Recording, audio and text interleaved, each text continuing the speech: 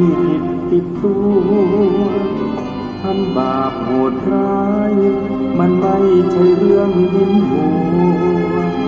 ผลลัพธ์น่ากลัวน่ากลัวอำนาจกรรม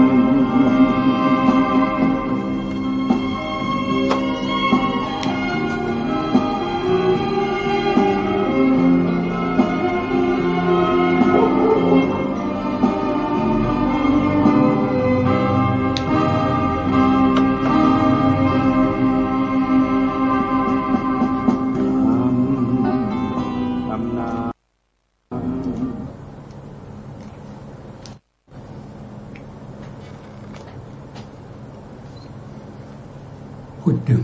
สรณังกัจฉามิธัมมังสรณังกัจฉามิ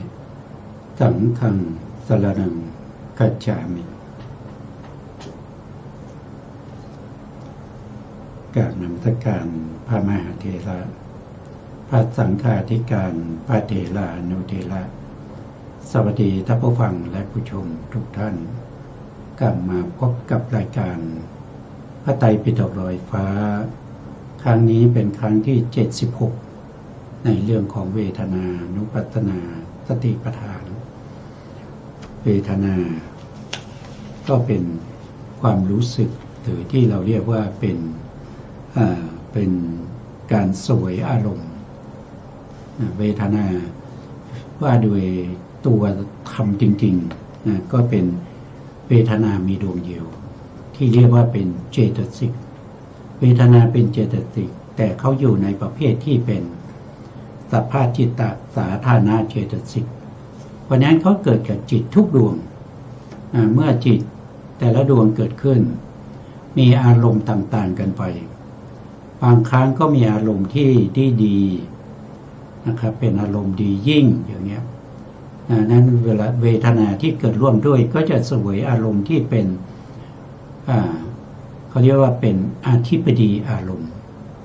หรืออารมณ์ที่ดียิ่งก็จะมีสมนัตก็เป็นสมนัตความดีใจที่เกิดขึ้นก็เกิดขึ้นด้วยอำนาจปัจจัยแล้วเราเรียกว่าเป็นอารัมมนาทิปฏิปัจจัยหรืออารัมมณูปนิสยปัจจัยก็ขึ้นอยู่กับอารมณ์ถ้าอารมณ์นั้นไม่ดีโทสะมูลจิตก็จะเกิดขึ้นเมื่อโทสะมูลจิตเกิดขึ้นโทสะมูลจิตก็จะเสวยอารมณ์ที่เป็นโทมนัสเป็นโทมนัสโทมนัสก็คือเสวยอารมณ์ที่เป็นทุกข์ทางใจนั้นก็เป็นเวทนาแต่ถามว่ามันเป็นเวทนาคนละดวงกับสมนัสใช่ไหมก็ตอบว่าใช่ก็ได้ไม่ใช่ก็ได้ใช่ได้ยังไงใช่ก็คือเวทนามีดวงเดียวถ้าว่าโดยเจตสิกจะเป็นสมนัสหรือเป็นโทมนัสหรือเป็นอุเบกขาก็เวทนาเท่านั้นแต่ถ้าว่าไม่ใช่มันคนละดวงนั่นก็ขึ้นอยู่กับอารมณ์ถ้าเป็นอารมณ์ที่เป็นสมนัสเขาก็จะเป็นอารมณ์ที่ดียิ่งหรืออารมณ์ที่ดีนั้นก็จะเป็นสมนัสเวทนาถ้าอารมณ์ที่ไม่ดีก็จะเป็นโทมนัสเวทนาถ้าอารมณ์ที่เรียกว่ามัชฌตารมณ์หรืออารมณ์ปานกลางจะว่าดีก็ไม่ใช่จะว่าไม่ดีก็ไม่ใช่เป็นอารมณ์ที่อยู่กลางๆระหว่างสมนัสแล้วก็โทมนัสอย่างนี้เราก็เรียกว่าเป็นอทุกขมสุขเวทนาหรือโดยทั่วไปเราจะใช้คำว่าอุเบกขาเวทนาก็คือเวทนาที่ไม่ใช่ทุกข์ไม่ใช่สุขแต่เป็นเวทนาที่เฉยๆนี่ก็เป็นเวทนาถ้าจัดเป็น5ก็ได้นะครับก็จะเป็นเวทนาที่เกิดทางกายก็คือเวลาเรากระทบสัมผัสทางกายเช่นได้นั่งที่ขรุขระแล้วก็แข็งอย่างเงี้ยทุกขเวทนาก็จะเกิดทุกขเวทนาเกิดโดยอาศัยกาย ก็เรียกว่าเป็นทุกขเวทนาเสวยอารมณ์ทางผ่านมาทางกายถ้าเราได้นั่งที่มีเบาะมีอะไรมีนั่งแล้วมันนุ่มดีอากาศเย็นพอดีอย่างเงี้ยก็เกิดจากทางกายเหมือนกันก็เป็นสุขเวทนาอันนี้ก็เป็นสุขนะครับก็ได้ทางกายก็มีสองอย่างนะมีทุกขเวทนาแล้วก็สุขเวทนาทางใจมีอยู่สามอย่างนั่นก็คือถ้าอารมณ์นั้นดีดีอารมณ์เวทนาที่จะเสวยอารมณ์นั้นก็เป็นสมนัตอย่างนี้ก็เป็นมีความสุขทางใจถ้าอารมณ์ไม่ดีนะครับแล้วก็เป็นโทมนัสอย่างนี้ก็เป็นทุกข์ทางใจถ้าอารมณ์ที่เป็นกลางๆก็เป็นอทุกขมะสุขายะเวทนาก็เป็นอารมณ์ที่จะว่าดีก็ไม่ใช่ไม่ดีก็ไม่ใช่นะครับเป็นอารมณ์ที่เป็นมัชฌตารมณ์ก็คืออารมณ์ที่เป็นธรรมดาทั่วๆไปอยู่กลางๆระหว่างดีแล้วก็ไม่ดีก็เรียกว่าเป็นโดยใช้ว่าอุเบกขาเวทนาอันนี้ก็เป็นเวทนาห้านะครับส่วนถ้าเราเอาเวทนาไปเกิดทางตาเห็นแล้วก็ดีใจนะครับเห็นแล้วก็ไม่ชอบใจเห็นแล้วก็เฉยๆนะครับทางตาก็จะได้สามก็จะได้สามถ้าเสียงที่เราฟังทางหูอันนี้ก็ได้สามกันบางเสียงบางอย่างก็จะฟังแล้วก็จะดีใจเสียงบางอย่างฟังแล้วก็ไม่ชอบใจเสียใจเสียงบางอย่างฟังแล้วก็เฉยๆก็ได้สามทางจมูกก็เหมือนกันได้สามนะครับมีสมนัตสุขทุกข์แล้วก็อุเบกขาทางลิ้นนะครับก็มีทั้งสุขมีทั้งทุกข์แล้วก็มีอุเบกขาทางกายก็เช่นเดียวกันมีทั้งสุขทุกข์อุเบกขาแล้วก็ทางใจก็มีสามนะครับก็จะเป็นสุขทุกข์แล้วก็อุเบกขารวมแล้วนะครับทวารหกนะครับทวารละ3 6ก็ได้18เวทนา18อย่างเงี้ยถ้านับเวทนาไปอีกว่าเวทนาที่อยู่ในตัวเราที่เกิดร่วมกับจิตของเราเนี่ยนะครับอันนี้ก็ได้18ใช่ไหมครับและจิตเวทนาภายนอกก็คือเวทนาที่เกิดกับบุคคลอื่นนะครับก็ได้อีก18 2ก็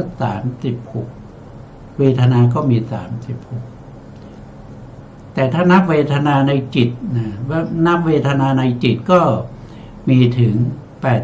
89หรือ121โดยมีเวทนาที่เป็นสมนัตสมนัตเวทนาก็จะมีทั้งสุขด้วยก็จะมีอยู่62เวทนา62ถ้าเป็นทุกข์ก็จะมีอยู่3นะครับมี3ถ้าเป็นอุเบกขาก็มี55รวมแล้วก็ได้121อย่างนี้เป็นต้นนะครับอันนี้ก็เป็นเวทนาว่ามากก็มากว่าน้อยก็มีว่าน้อยก็คือ1นะครับก็คือ1ก็คือเป็นเจตสิกดวงเดียวนะครับเกิดร่วมกับจิตทั้งหมดอันนี้ก็เป็นเวทนาเจตสิกนะครับแต่เวทนาทั้งหลายเหล่านี้จะเกิดขึ้นเนี่ยเขาไม่ใช่อยากจะเกิดก็เกิดเขาไม่อยากเกิดก็ไม่เกิดไม่ใช่อย่างนั้นนะครับเขามีเหตุมีปัจจัยนะเวทนาจะเกิดขึ้นได้พระพุทธองค์แสดงไว้เวทนาเกิดขึ้นเหตุใกล้ให้เวทนาเกิดนั้นก็คือได้แก่ผัสสะผัสสะก็เป็นเจตสิกดวงหนึ่งผัสสะรู้ได้ยังไงเราจะรู้ผัสสะได้ยังไงท่านบอกว่าการรู้ผัสสะเนี่ยก็คือรู้ธรรมะ3ประการประชุมกัน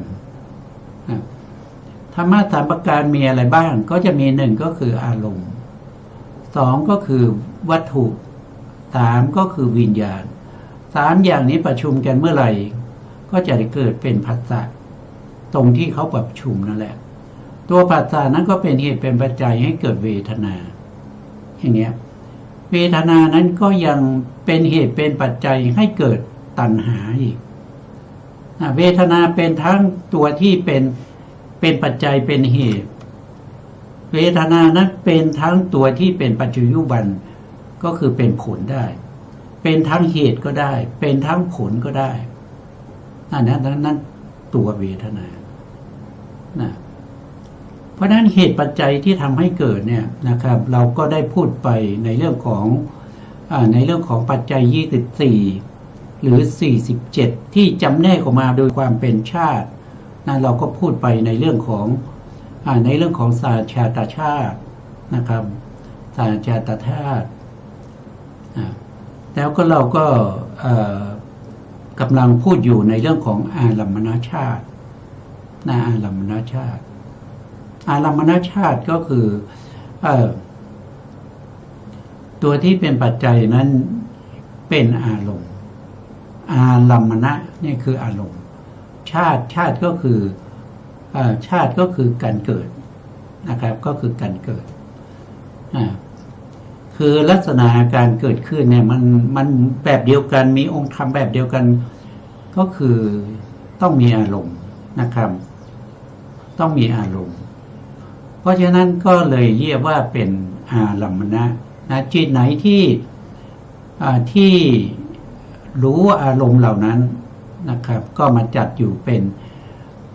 ตัวที่รู้ก็เป็นปัจจุบันก็คือเป็นผลตัวที่ถูกรู้ก็เป็นอารมณ์ในสภาวธรรมที่เป็นไปในวัฏสงสารที่เป็นไปในอนันตจักรวาลถ้าว่าโดยอารมณ์นะครับถ้าว่าโดยอารมณ์ตัวที่เป็นอารมณ์ได้นะครับก็จะมีหนึ่งก็คือจิตนะสองก็คือเจตสิกสามก็คือรูป28 3อย่างนี้เป็นอารมณ์ให้แก่จิตและเจตสิกได้3อย่างนี้เขาเรียกว่าเป็นอารมณ์ที่เป็นไปในการทั้ง3เรียกว่าเป็นเตกาลิกะนะเป็นเตกาลิกะก็เป็นไปได้ทั้งที่เป็นอดีตอารมณ์ปัจจุบันอารมณ์แล้วก็อนาคตอารมณ์นี่ก็มีอยู่3ก็คือมีจิตมีเจตสิกแล้วก็มีรูป28อันนี้เป็นเตกาลิกะเป็นอารมณ์ประเภทที่เป็นไปในการทั้ง3ต่อมาก็จะเป็นประเภทที่เป็นกาลวิมุตติก็คือพ้นจากอดีตอนาคตแล้วก็ปัจจุบันก็จะมีอยู่2อย่างนั่นก็คือได้แก่บัญญัติก็เป็นเรื่องที่มีการสมมติขึ้นมา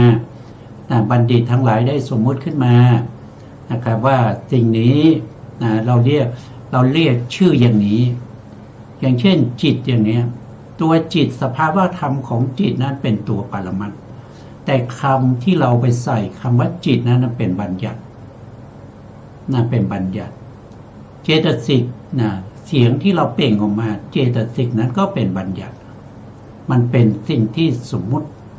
มันเป็นสิ่งที่เอามาเป็นชื่อของสภาวธรรมที่มีจริงเรียกว่าเป็นที่เป็นปรมัตถ์ตัวปรมัตถ์นั้นมีการทั้ง3เป็นไปในการทั้ง3เป็นปัจจุบันก็ได้เป็นอดีตก็ได้เป็นอนาคตก็ได้แต่ตัวชื่อนั้นชื่อที่เราไปใส่นั้นมันไม่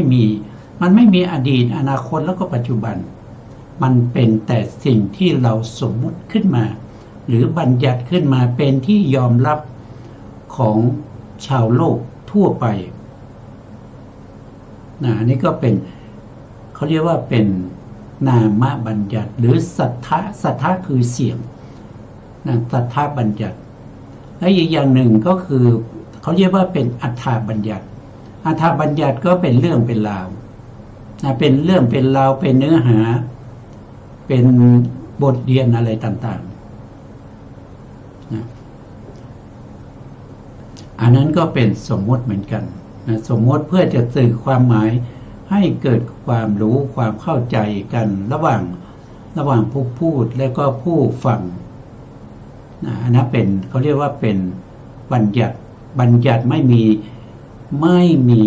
ตัวไม่เป็นปรมัตถ์เป็นแต่สิ่งที่เราสมมุติขึ้นมาเพราะฉะนั้นการสมมุติขึ้นมา ในชุมชนแต่ละชุมชนหรือแต่ละประเทศก็ไม่เหมือนกันใช้ภาษาที่แตกต่างกันไปไม่เหมือนกันแต่คนในประเทศนั้นในชุมชนนั้นเมื่อเราออกเสียงอย่างนี้เขาจะรู้ว่ามันหมายความว่าอย่างไรอันนั้นเป็นอารมณ์ที่เรียกว่าเป็นบัญญัติเป็นอารมณ์ที่เป็นกาลวิมุตตินะครับและมีอย่างหนึ่งนั่นก็คือเป็นอารมณ์ที่เป็นปรมัตถ์แต่อารมณ์ที่เป็นปรมัตถ์ในที่นี้ไม่เหมือนกับจิตเจตสิกแล้วก็รูปนะเขาเป็นปรมัตถ์นะเขาไม่ได้เป็นบัญญัติแต่เขาเป็นกาลวิมุตตินั่นก็คือหมายถึงพระนิพพานตัวพระนิพพานเนี่ยไม่มีอดีตไม่มีอนาคตแล้วก็ไม่มีปัจจุบันแต่เป็นปรมัตถ์มีของจริงๆนะมีปรมัตถ์อยู่จริงๆเป็นพระนิพพานนะครับพระนิพพานมีอยู่แล้วพระนิพพานไม่มีการเกิดไม่มีการดับแต่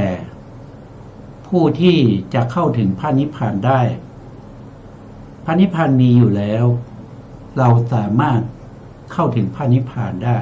ถ้าเราประพฤติปฏิบัติตามคำสั่งสอนของพระสัมมาสัมพุทธเจ้าอันนั้นเรียกว่าเป็นกาลวิมุตติไม่เหมือนกับบัญญัตินะบัญญัติก็เป็นกาลวิมุตติแต่ต่างกันต่างกันนี่ก็เป็นอารมณ์เป็นอารมณ์อารมณ์คือสิ่งที่ถูกจิตและเจตสิกรู้ผู้รู้อารมณ์ได้แก่จิตและเจตสิกทีนี้จิตและเจตสิกเนี่ยเป็นทั้งอารมณ์ก็ได้เป็นผู้รู้อารมณ์ก็ได้อันนี้ก็เป็นเรื่องอารมณ์ทีนี้ครั้งที่แล้วเนี่ยเราได้พูดถึงปัจจัยที่จัดอยู่ในสหชาติปัจจัยเนี่ยมีอยู่ทั้งหมด8ปัจจัยนะครับมีอยู่8ปัจจัยใน8ปัจจัยนั้นนะครับเราก็ได้จำแนกแยกกันออกไปนะครับก็จะมีหนึ่งก็คืออารัมมณปัจจัยอารัมมณปัจจัยอารัมมณปัจจัยอันนี้ขั้นที่แล้วเราได้พูดไปแล้วนะแต่นี้ทวนนะครับย้อนกลับนิดหนึ่งนะก็เป็นกลุ่มที่หนึ่งอารัมมณปัจจัยว่าโดยตัวปัจจัยก็คืออารมณ์6นะอารมณ์6ตรงนี้เราก็รู้แล้วว่าเป็นอารมณ์ทางตา1ตานะเป็นทางตา2ทางหู3ทางจมูก4ทางลิ้น5ทางกายแล้วก็6ทางใจแต่ตัวที่เป็นอารมณ์จริงๆคือจิต89หรือ121เจตสิก52รูป28ที่เป็นเตกาลิกะแล้วก็พระนิพพานและบัญญัติที่เป็นกาลวิมุตติอันนี้คือเป็นอารมณ์ในอานันตจักรวาลนี้อารมณ์มีเท่านี้นะครับไม่มีเกินกว่านี้นะไม่มีเกินกว่านี้นะครับบางคนเนี่ยถามว่าแล้วภูเขาต้นไม้อวกาศเป็นอะไรนะครับก็จัดอยู่ในประเภทที่เป็นรูปก็มีนะครับเป็นรูปก็มีสิ่งไหนที่ประกอบด้วยธาตุ4คือมหาภูตรูป4คือธาตุดินธาตุน้ำธาตุลมธาตุไฟอันนั้นเรียกว่าเป็นรูปนะเป็นรูปนะขาดมหาภูตรูปไม่ได้นะสิ่งที่เป็นรูปนะเพราะฉะนั้นอะไรก็ตามนะครับที่มีมหาภูตรูปประกอบอันนั้นก็เป็นจัดอยู่ในรูปประเภท28นี้อย่างใดอย่างหนึ่งนะครับและทีนี้ผู้รู้อารมณ์คืออะไรผู้รู้อารมณ์มีอยู่2เท่านั้นนะครับก็คือจิต89หรือ121หรือแล้วก็เจตสิก52อันนี้คือผู้รู้อารมณ์นะข้อที่1ข้อที่1เนี่ยองค์ธรรมจะมากนะครับองค์ธรรมจะมากอย่างอารมณ์เนี่ยคือทั้งหมดในจักรวาลนี้นะที่สามารถถูกจิตและเจตสิกรู้อันนั้นเป็นอารมณ์นะก็มีแค่นี้นะครับไม่มีมากกว่านี้ก็คืออารมณ์6นะผู้รู้คือจิตและเจตสิกในกลุ่มที่2นะครับก็จะเป็นอารัมมณาธิปติปัจจัยแล้วก็อารัมมณูปนิสยปัจจัย อารมณ์ได้แก่อารมณ์6ที่เป็นอิทธนิพพานรูป18อิทธานี่แปลว่าดียิ่งนะเป็นอารมณ์ที่เป็นรูปที่ดียิ่งนิพพานนะนิพพานรูป18นะเป็นรูปที่ดียิ่งใครเห็นแล้วก็ชอบใจนะใครเห็นแล้วก็ดีใจนะครับรูปเหล่านั้นเรียกว่าเป็นอิทธานิพพานรูปนะครับแล้วก็มีจิตอยู่84จิต84นะครับไม่ค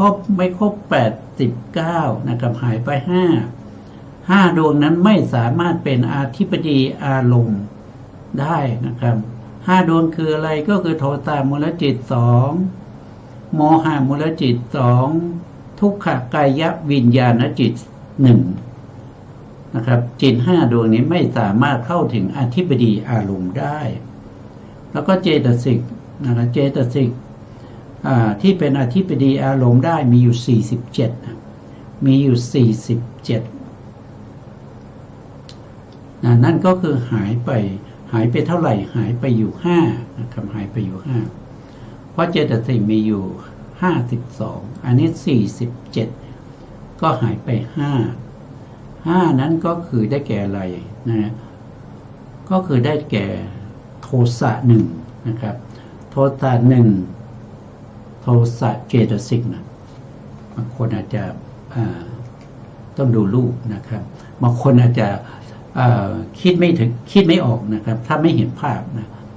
ก็จะมีโทสะเจตสิก1ดวงนะเนี่ยนะเป็นเจตสิกที่เข้าไม่ถึงความเป็นอธิปดีอารมณ์อันที่2ก็คือได้แก่อิสสาอิสสาหรือลิษยานี่ก็เป็นเจตสิกไม่เข้าถึงความเป็นอธิปดีอารมณ์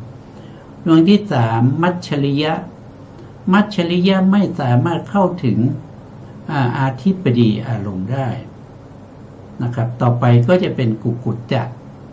นะกุกุจจะก็เข้าถึงอธิปดีอารมณ์ไม่ได้นะได้มา4นะครับแล้วก็วิจิกิจฉาอีก1นะวิจิกิจฉาอีก1ก็จะมีเจตสิกอยู่5ดวงนี้ไม่สามารถเป็น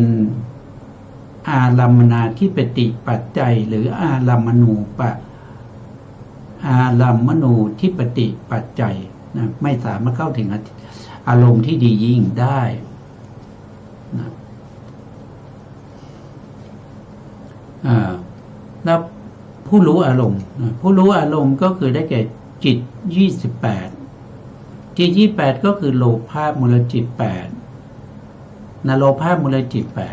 8นะโลภะมูลจิตอยู่ทางไหนนะครับย้ายนี้ย้ายมาทางนี้โลภะมูลจิต8นะครับ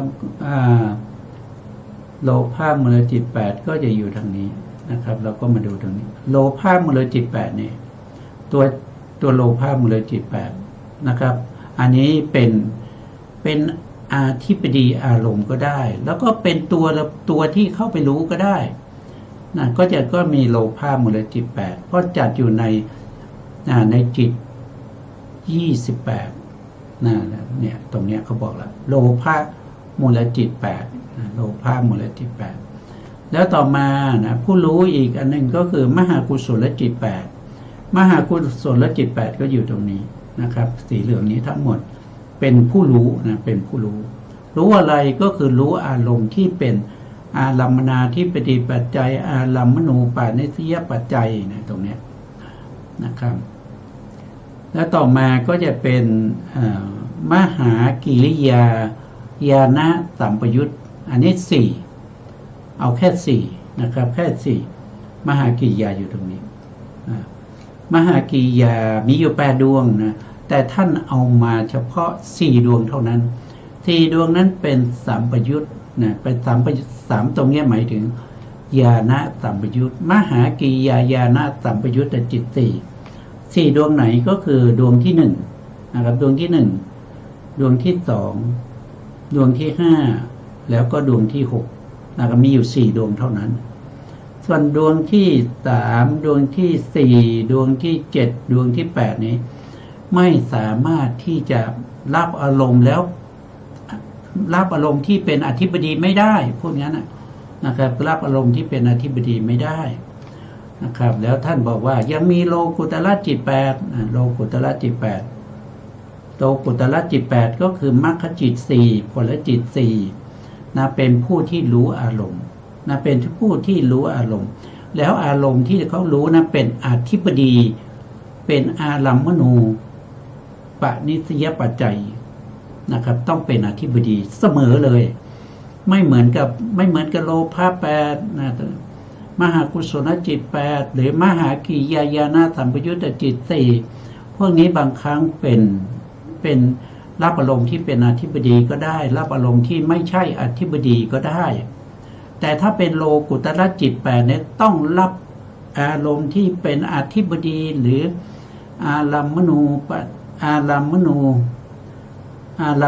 ปนิสยปัจจัย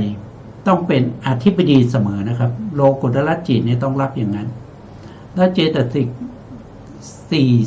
45เจตสิก45เว้นอัปปมัญญา2ก็คือท่านบอกว่า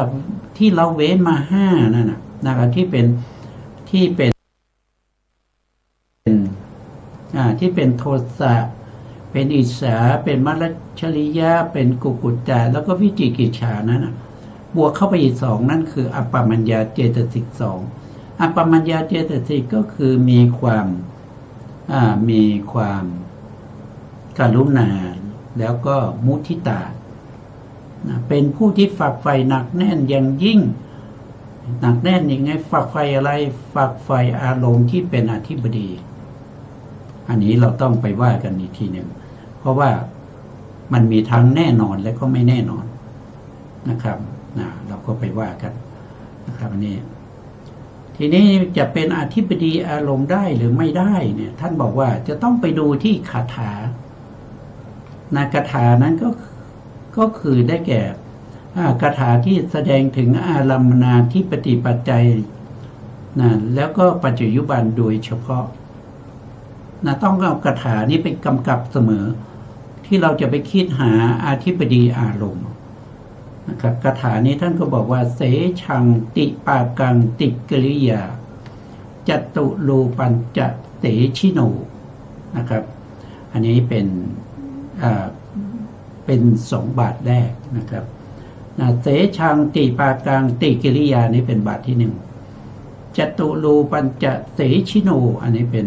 บาทที่2นะครับเสชังนี้ท่านหมายถึงโลภะโลภะมูลจิต8ตรงนี้ท่านหมายถึงโลภะมูลจิต8ก็ดีติปากังก็คือปากังเนี่ยก็คือได้แก่วิบากตินี่แปลว่า3เพราะฉะนั้นท่านก็บอกว่าวิบาก3นะครับโลภะมูลจิต8ก็ดีวิบาก3ก็ดีวิบาก3คืออะไรก็คือกามวิบาก22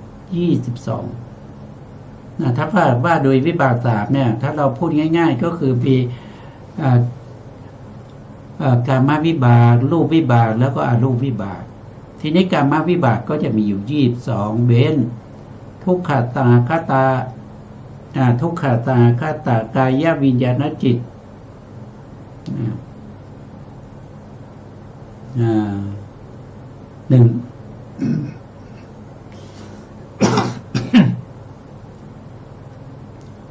ท่านบอกว่าตัวทุกข์เนี่ยไม่สามารถที่จ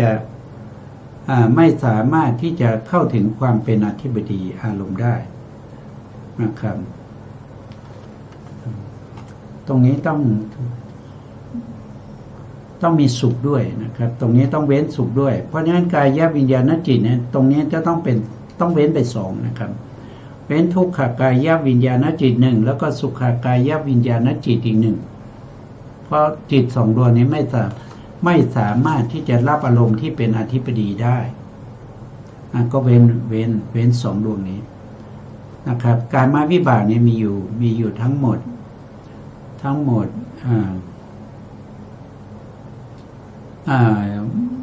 มีอยู่ทั้งหมดนะครับมีอยู่ทั้งหมดก็เป็น32เว้นอะไรเว้นวิปากจิตเว้น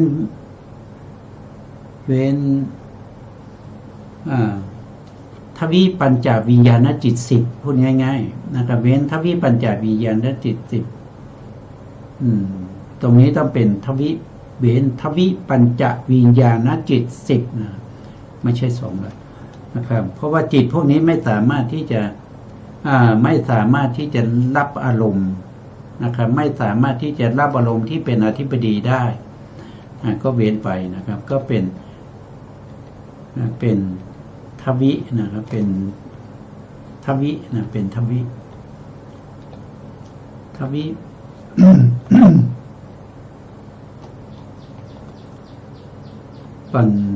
ปัญจวิญญาณจิตต้องเป็นทวิปัญจวิญญาณจิต10แล้วก็เว้นอรูปวิปากจิต5แล้วก็เว้นอรูปาวิบากอีก4นะครับพวกนี้ไม่สามารถรับไม่สามารถเป็นผู้รับอารมณ์ที่เป็นอธิบดีได้แล้วก็ไม่สามารถที่จะเป็นอธิบดีอารมณ์ได้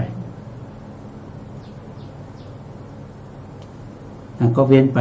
ก็เว้นไปก็เหลืออยู่22กามวิบาก22นะครับ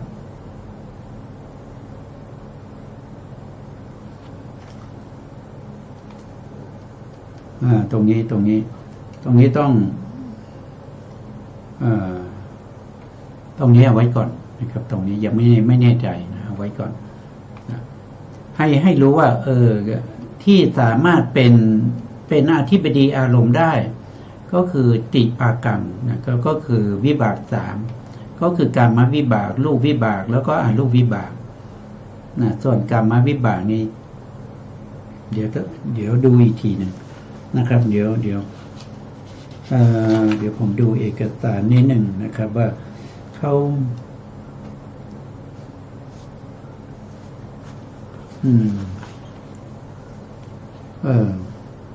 เขาเว้นทุกขกายวิญญาณจิต1นะครับเราก็เอาเหมือนเดิมเหมือนเดิมก็คือทุกขกายวิญญาณจิต1นะครับเว้นทุกขกายวิญญาณจิต1นะครับที่ไม่สามารถเป็นอธิบดีอารมณ์ได้ในวิบากในกามวิบากนะครับต่อมาก็รูปวิบาก5นะครับแล้วก็รูปวิบาก4ก็ดีนะครับตรงนี้เป็นติกิริยังติกิริยังก็คือหมายตินี่แปลว่า3กิริยังหมายถึงกิริยาเพราะฉะนั้นก็เว้นไม่ใช่เว้นเป็นอารมณ์ที่เป็นอธิบดีได้ก็จะมีกิริยา3อย่างคือกามกิริยา11กามกิริยา11อยู่ตรงไหนกามกิริยา11กามกิริยา11เราก็มาดูนะครับที่เป็นกิริยาก็จะมีตรงนี้นะครับเป็นอเหตุกากิริยา3นะครับตรงนี้ก็จะมีปัญจทวาราวชนะจิต1แล้วก็มีมโนทวาราวชนะจิต1แล้วก็หาสิตุปาทจิตอีก1แล้วก็มหากิริยามหากิริยามีอยู่8รวมกันก็เป็น11ก็เป็นตรงนี้เป็นกามกิริยา11แล้วก็รูปกิริยาอีก5รูปกิริยาก็คือตรงนี้นะครับก็คือตรงนี้รูปกิริยานะครับก็คือปฐมฌานทุติยฌานตติยฌานจตุตฌานแล้วก็ปัญจมฌานที่เป็นกิริยาที่เป็นกิริยาก็เป็นรูปกิริยา5แล้วก็อรูปกิริยา4ก็คือได้แก่ตรงนี้นะครับก็เป็นอรูปวิบากก็จะเป็นอากาสานัญจายตนะกิริยานะครับแล้วก็วิญญาณัญจายตนะกิริยาอากินจัญญายตนะกิริยาเนวสัญญานาสัญญายตนะกิริยา4ดวงนี้เป็นอรูปวิบากนะครับที่เป็นอารัมมนาธิปติปัจจัยได้ให้แก่อะไรผู้รู้นั่นก็คือเสชิโนก็คือได้แก่โลภะมูลจิต8เป็นผู้ที่มารู้เป็นผู้มารู้อะไรนะครับก็มารู้ก็มารู้โลภะมูลจิต8นะครับแล้วก็กามวิบาก3กามวิบากรูปวิบากอรูปวิบากแล้วก็กิริยา ที่เป็นกามกิริยารูปกิริยาแล้วก็อารูปกิริยานะครับตัวโลภะเป็นผู้รู้นะครับจะเอามหากุศลมารู้แล้วก็เป็นอธิบดีอารมณ์ให้แก่มหากุศลไม่ได้แต่เป็นอธิบดีให้แก่โลภะมูลจิต8ได้นอกจากนั้นยังมีจตุรูปัญจะอีกจตุรูปัญจะนี่หมายถึงรูปที่มีสมุฏฐานทั้ง4ก็คือรูปที่เกิดจากกรรมเกิดจากจิตเกิดจากอุตุหรือว่าเกิดจากอาหารที่มีสมุฏฐานทั้ง4นะครับเป็นอธิบดีอารมณ์ให้แก่โลภะมูลจิตได้ผมพูดอธิบดีอารมณ์ก็รวมไปถึง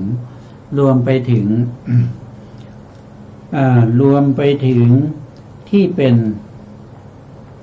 อารัมมนานะครับที่เป็นอารัมมณูปนิสยปัจจัยไปด้วยอันนั้นก็เป็นอธิบดีปัจจัยมี2ปัจจัยนะครับพูดอารัมมนาธิปติปัจจัยก็คือรวมไปทั้งสองรวมทั้งสองต่อไปคาถานะครับคาถา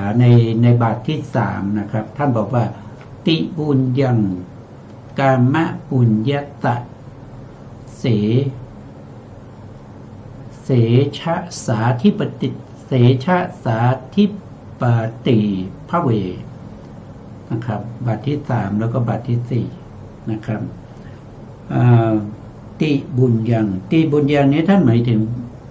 บุญ3อย่างบุญ3อย่างก็จะมีกามกุศลกามกุศลก็คือได้แก่มหากุศลจิต8นะครับก็คือได้แก่มหากุศลและจิต8นะครับอยู่ตรงไหนอยู่ตรงนี้อยู่ตรงนี้มีอยู่8ดวงมีอยู่8ดวงเป็นปัจจัยเป็นปัจจัยเป็นอารัมมนาธิปติปัจจัยแล้วก็กามบุญยัสสะกามบุญยัสสะก็คือได้แก่มหากุศลและจิต8ท่านบอกว่าติปุญญังเนี่ยสามารถเป็นอธิบดีอารมณ์ให้แก่มหากุศลและจิต8ได้เป็นอารมณ์ให้แก่มหากุศลและจิต8ได้ตรงนี้เป็นอารัมมนาธิปติปัจจัยให้แก่กามปุญญตะก็คือมหากุศลจิต8นะครับเป็นปัจจัยให้แก่มหากุศลจิต8ตรงนี้ท่านบอกว่าเสชะสาธิปติภเวอันนี้ก็คือได้แก่โลภะมูลจิต8อันนี้ได้แก่โลภะมูลจิต8โลภะมูลจิต8เนี่ยไปยึดเอาอะไรเป็นอารมณ์ท่านก็บอกว่ายึดเอาติบุญยังเนี่ยติบุญยังนะครับติบุญยังคือกุศล3อย่างกุศล3อย่าง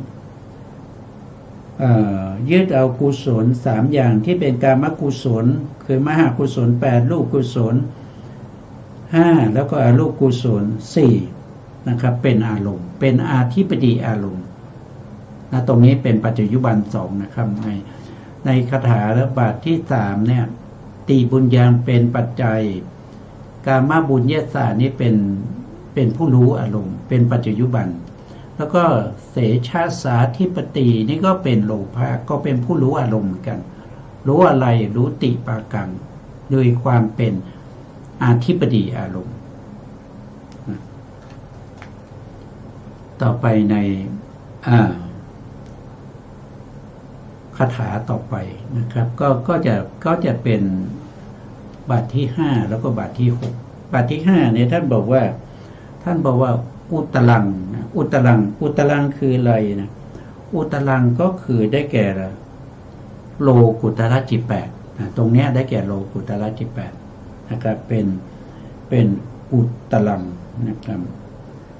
แล้วต่อมาทียุตตะฐานังนะครับที่ยุตตะฐานังนี้ก็คือได้แก่มหากุศลมหากิริยา ญาณสัมปยุตตรงนี้ต้องเป็นญาณสัมปยุตนะเพราะฉะนั้นเป็นมหากุศลเนี่ยก็จะเป็นมหากุศลญาณสัมปยุตจิตสี่แล้วก็เป็นมหากิยาญาณสัมปยุตจิตสี่รวมกันก็เป็นแปดเป็นแปดรู้อะไรเป็นแปดก็รู้โลกุตละจิตแปดตรงนี้อุตลังนะครับโดยความเป็นอารัมมนาที่ปฏิปัจจัยต่อไปตรงนี้ก็คือนิพพานะนิพพานังหรือนิอันนี้คือพระนิพพานพระนิพพานเนี่ยก็เป็นอธิปดีอารมณ์เป็นอธิปดีอารมณ์ให้แก่อุตลัสสะตุอุตลัสสะอุตลัสสะก็คือโลกุตละจิตแปดเป็นโลกุตละจิตแปดนะครับนิพพานเป็นอารมณ์ให้แก่โลกุตละจิตแปดแล้วก็ยังรวมไปถึงมหากุศลนะครับมหากุศลมหากิยาญาณสัมปยุตนะครับสัมปยุตแปดด้วยก็คือมหากุศลญาณสัมปยุตสี่มหากิยาญาณสัมปยุตสี่นั่นแหละเป็นแปดนะครับนิพพานนี่เป็นอธิปดีอารมณ์ให้แก่จิตเหล่านั้นนะครับอันนี้ก็คือที่อธิบายนะครับทีนี้เราก็มาดูความหมายที่ท่านอธิบายบรรยายไว้นะในคำแปลนะครับโลกุตละจิตแปดก็ดีนะวิบากสามอย่างคือกามวิบาก22เว้นทุกขากายวิญญาณจิต1รูปวิบาก5รูปวิบาก4ก็ดีกิริยาจิต3อย่างคือกามกิริยา11รูปกิริยา5รูปกิริยา4ก็ดีนะเป็น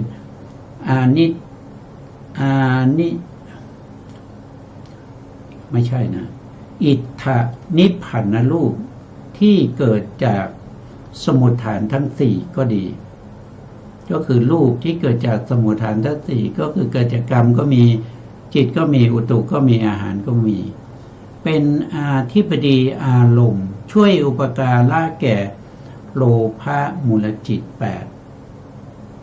เป็นอธิปดีอารมณ์ช่วยอุปการะแก่โลภะมูลจิต8อันนี้คือผ่านไปในบาทที่1กับบาทที่2นะครับต่อไปบาทที่3บาทที่3ท่านก็บอกว่ากุศล3อย่างคือมหากุศลจิต8รูปกุศล5รูปกุศล4เป็นอารัมมนาธิปติช่วยอุปการะแก่มหากุศลจิต8โลภะมูลจิต8โดยความเป็นอารัมมนาธิปติปัจจัยอันนี้ก็คือ